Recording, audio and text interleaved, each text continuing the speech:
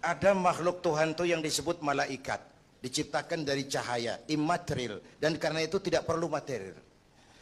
Malaikat diberikan akal tapi tidak diberikan nafsu. Kalau malaikat selalu benar, nggak istimewa.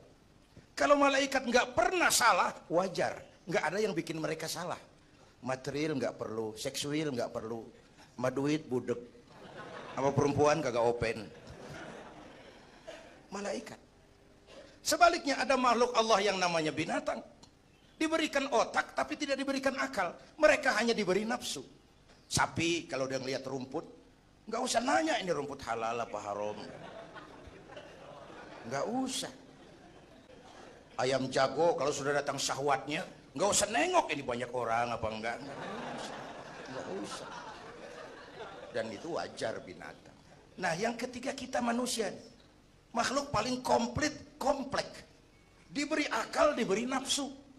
Tiap hari sejak bangun tidur sampai tidur kembali terjadi pergolakan perjuangan antara bisikan akal dan nafsu.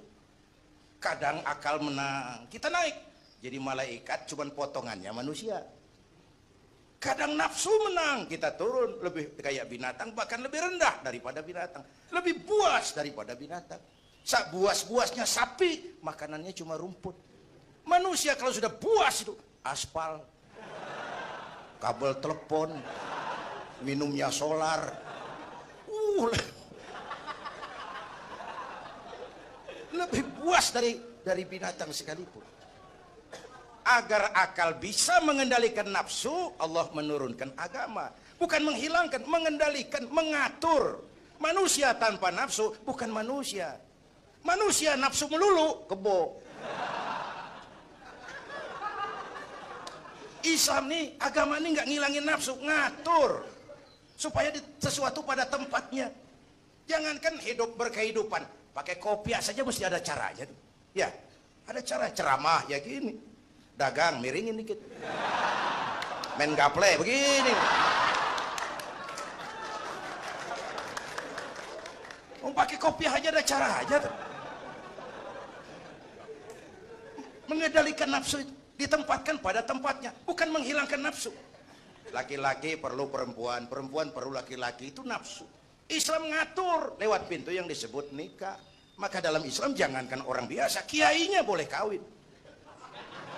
Bener, saya kalau kiai nggak boleh kawin saya pilih mundur. Saya. Berat, rontok rambut. Ngatur.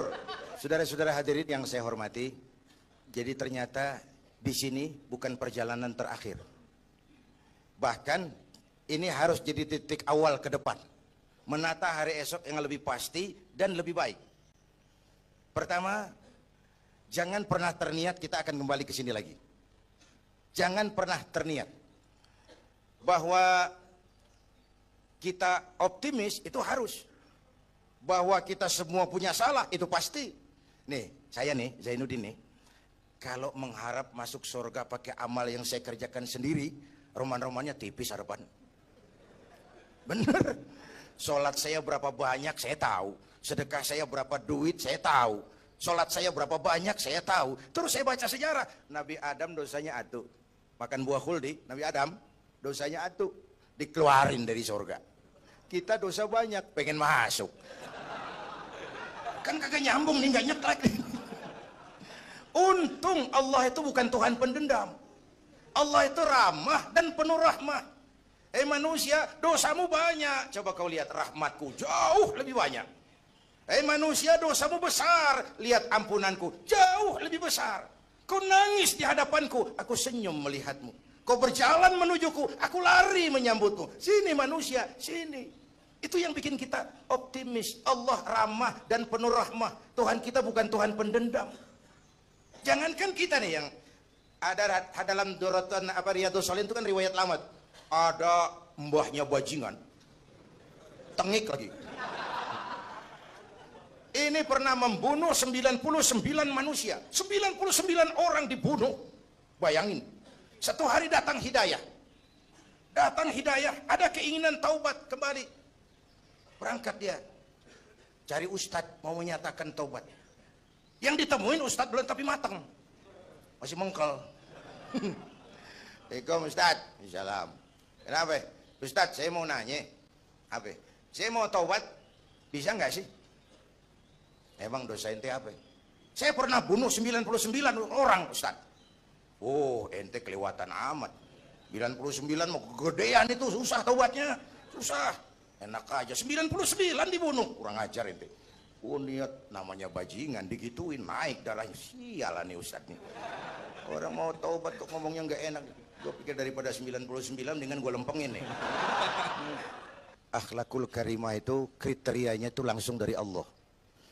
Jadi bukan manusia yang menentukan sesuatu itu baik, benar, salah. Itu hak prerogatif Allah. Nah, akhlak ini lebih lengkap, lebih sempurna daripada daripada adat misalnya. Anak muda yang lewat di depan orang tua membungkukkan badan, itu dianggap sudah cukup beradat, tapi belum tentu berakhlak. Niatnya apa dia bungkukin badan? Ngedek kaki-kaki udah bongkok. Tergantung niatnya itu. Secara adat dia sudah beradat, tapi belum tentu berakhlak. Bergantung motivasinya.